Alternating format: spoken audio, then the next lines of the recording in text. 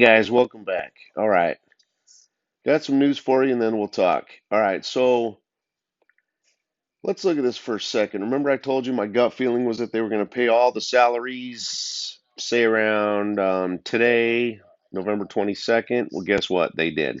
So my gut nailed it. All right, so finance launches November financing for all institutions.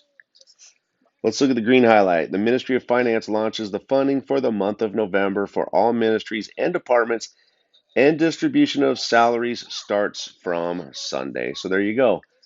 They pretty much launched the salaries today on the 22nd, just like I was suspecting.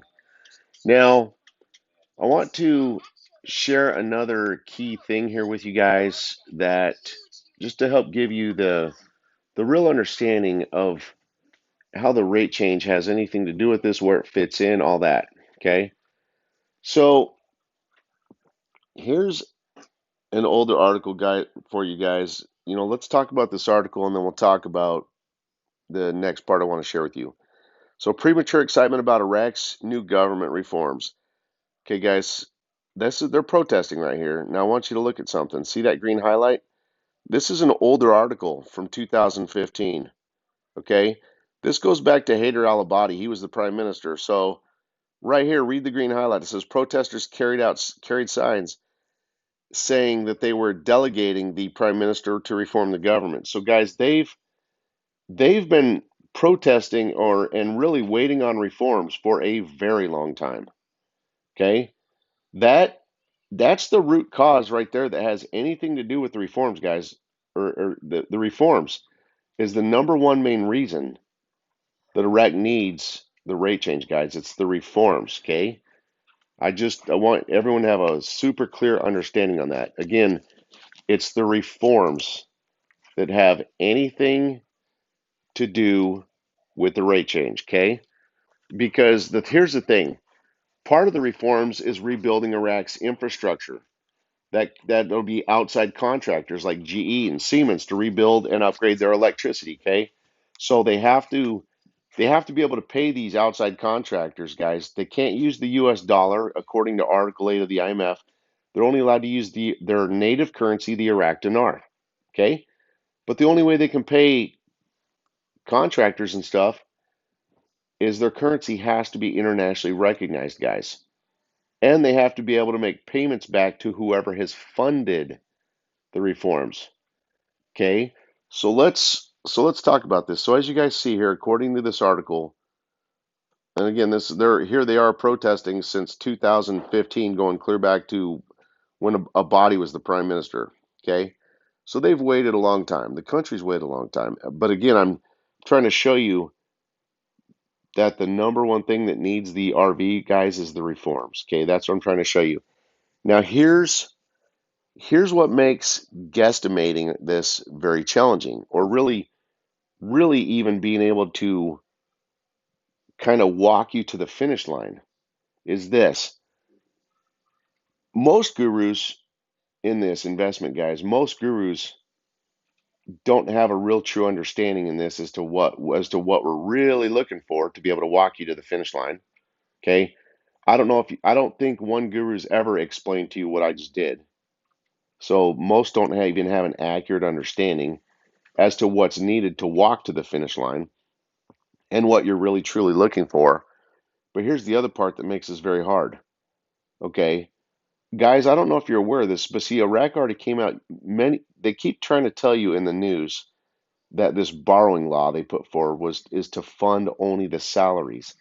That's not true, guys. They already came out telling us that oil at $40 a barrel. And by the way, just Friday, 2 days ago on Friday, Brent oil reached $45 a barrel, guys. For the salaries, they don't need the borrowing law for the salaries. That's for reforms. Okay, again, the borrowing law is for reforms. All right. So, but again, Brent oil just reached $45 a barrel as of this past Friday. So they have the salaries covered, guys. That's not an issue. Now, here's what makes this very challenging to project this now. They have passed the borrowing law. Iraq isn't waiting on anything else. Let's let's dissect this for a second. Here's what makes this very challenging to really guesstimate it or project.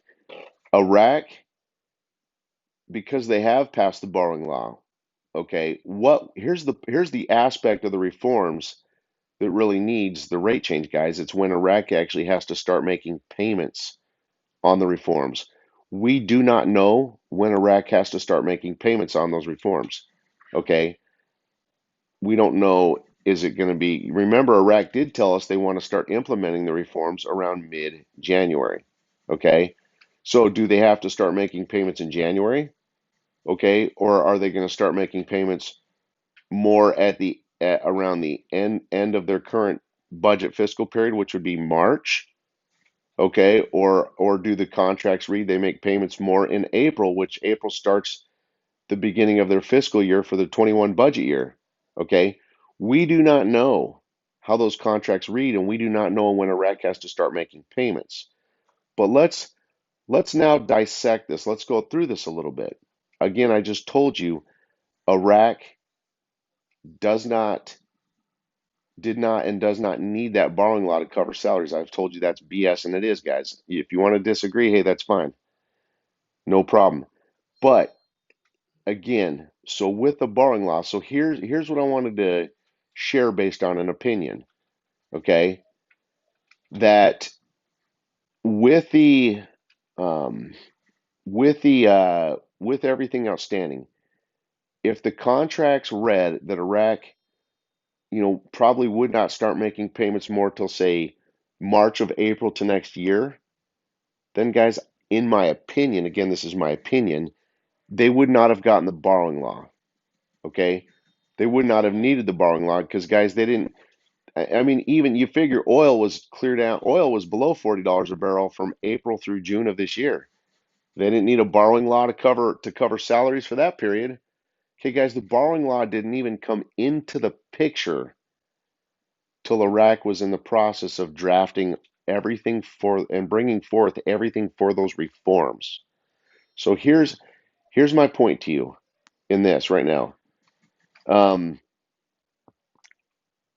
because they did get a borrowing law, that tells me Iraq's most likely not going to be waiting, say, until March to April of next year for this. Okay, if they were going to wait till March to April, okay, guys, they would have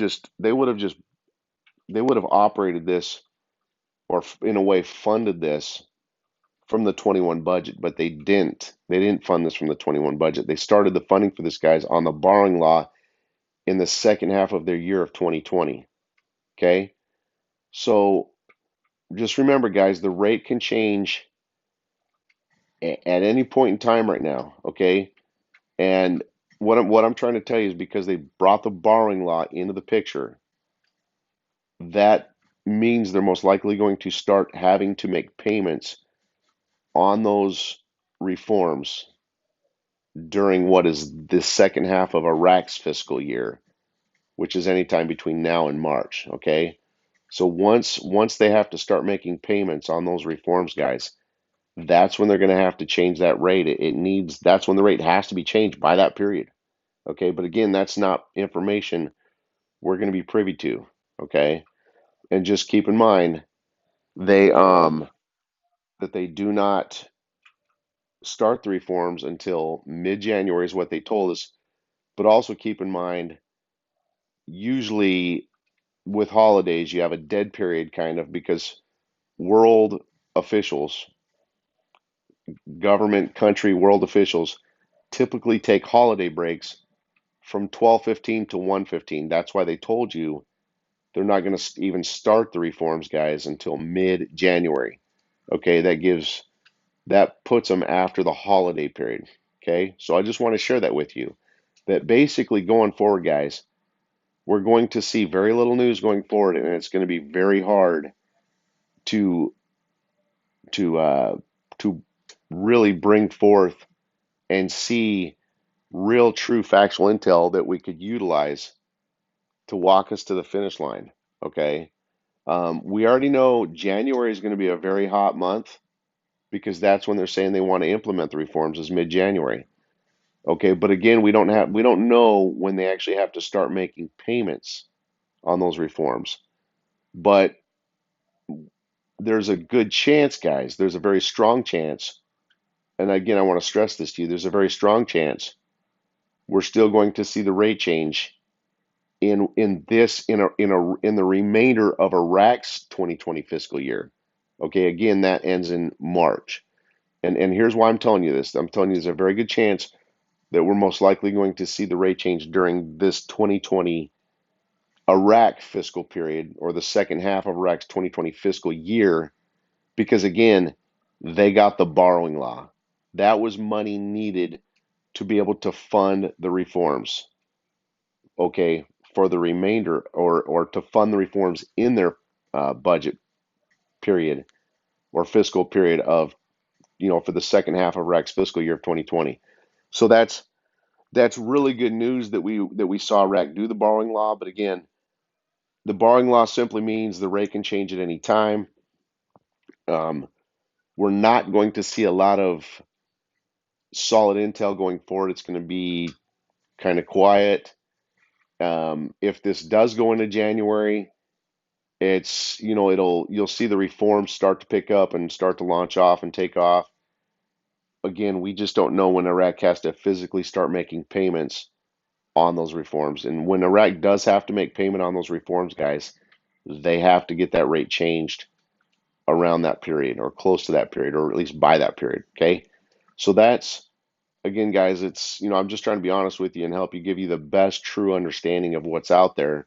Because I know you guys are going to get very frustrated when, you're going to see a point in this, you're going to see gurus keep striking out, giving you incorrect intel, and your patience is going to wear thin. But you have to understand, the gurus are going to start becoming very incorrect and not know what they're looking for.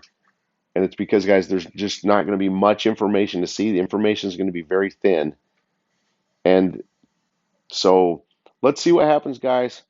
Um, it's getting interesting, but you guys already see it. You guys already see, I've brought it to your attention that information is becoming intel news, good hard factual news that we do want to see is just very thin right now. It's very light. There's very little bit of it out there. So anyway, hey guys, take care. God bless you guys. Have a great day.